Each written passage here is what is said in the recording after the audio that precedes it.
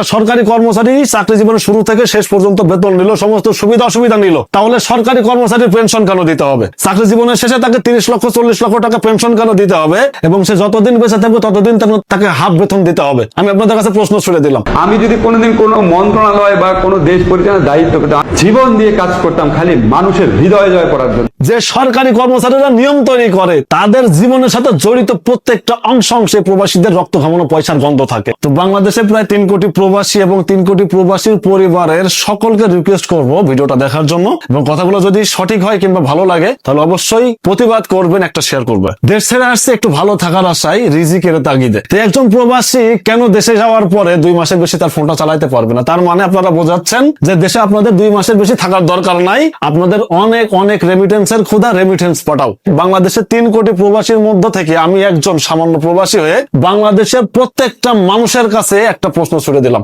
বাংলাদেশে বর্তমানে প্রবাসীর সংখ্যা হচ্ছে প্রায় 3 কোটি এবং বাংলাদেশে বর্তমানে সরকারি কর্মকর্তার সংখ্যা হচ্ছে প্রায় 14.5 লক্ষ।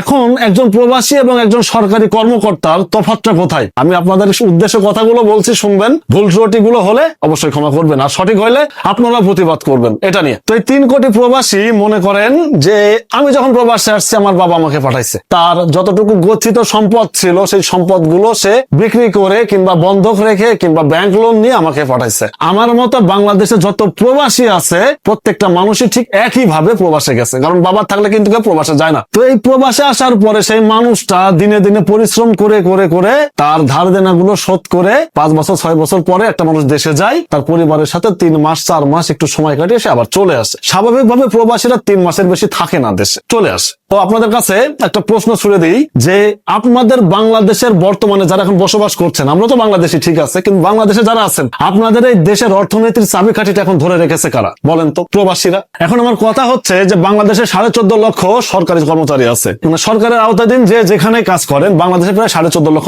সরকারি কর্মচারী আছে। এই সরকারি কর্মচারীগুলো দেশের জন্য কি করলো, আর এই অশিক্ষিত দিনমজুর মানুষগুলো দেশের জন্য কি করলো? আপনারা একটু এর বিচারটা করবেন, আমার এই প্রশ্নের উত্তরটা দিবেন কমেন্ট বক্সে। প্রবাসীরা দেশে যে 2 মাসের বেশি থাকতে পারবে না, তার ফোন ইউজ করতে পারবে না, ফোন ইউজ করলে তাকে ভ্যাট দিতে হবে, মানে 2টার বেশি ফোন নিয়ে গেলে তাকে ভ্যাট দিতে হবে, তাদের লেগেজ কেটে মাল চুরি করে নেন, তাদের লেগেজ গুলো ফেলে ফেলে ভেঙে চুরে ফেলান, এয়ারপোর্টে হয়রানি করান। আরে ভাই, আর যাই হোক, সম্মান না দেন। যে গাছের ফল খান সামান্য হইলেও তো সেই গাছের প্রাণ বাঁচানোর জন্য একটু পানি ঢালতে পারেন। আপনি একজন সরকারি কর্মচারী হয়ে দেশের জন্য কি করেছেন? 14.5 লক্ষ সরকারি কর্মচারী শুধু দেশটাকে ভোগী করে গেছে, চুষেই গেছে, তারা দেশকে কখনো কিছু দিতে পারেনি। আপনি দেখান যে দেশের অর্থনৈতিক উপার্জন কিন্তু অর্থনৈতিক মূল ভিত্তিটা কোন ক্ষেত্র থেকে আসে? বর্তমান পরিস্থিতিতে প্রবাসীরা ছাড়া কি আপনাদের কোনো